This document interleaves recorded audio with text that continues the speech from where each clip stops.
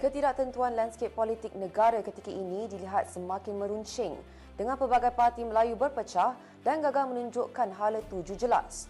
Dalam situasi ini, seorang pemerhati berpandangan bahawa UMNO sebagai parti keramat orang Melayu juga dilihat rapuh tanpa kepimpinan yang dapat menyatukan kembali ahli-ahlinya.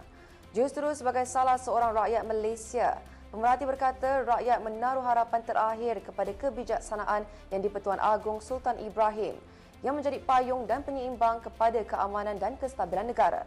Bagi pemerhati, hanya pengampunan penuh diraja melalui kuasa budi bicara Seri Paduka Baginda kepada mantan Perdana Menteri Datuk Seri Najib Razak yang dapat membuka lembaran baharu bukan sahaja kepada UMNO tetapi politik Melayu.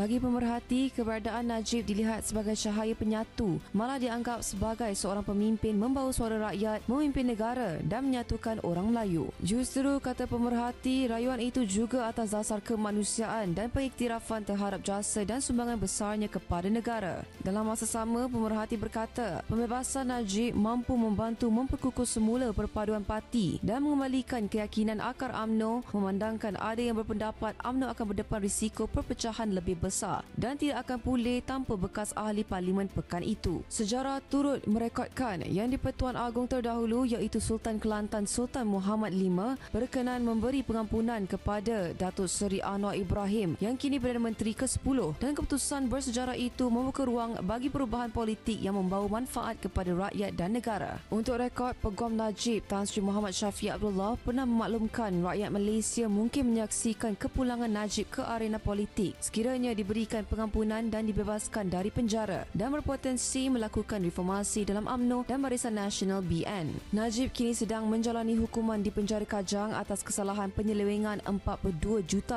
daripada SRC International Sdn Bhd. Dalam perkembangan berasingan, Yang di-Pertuan Agong Sultan Ibrahim selamat berangkat tiba di tanah air pada Ahad selepas mengadakan lawatan negara selama 6 hari ke Arab Saudi dan Bahrain bermula 3 November lalu. Peribadi Seri Paduka Baginda mendarat di hangar diraja lapangan terbang antarabangsa Senai LTAS pada jam 8.30 pagi.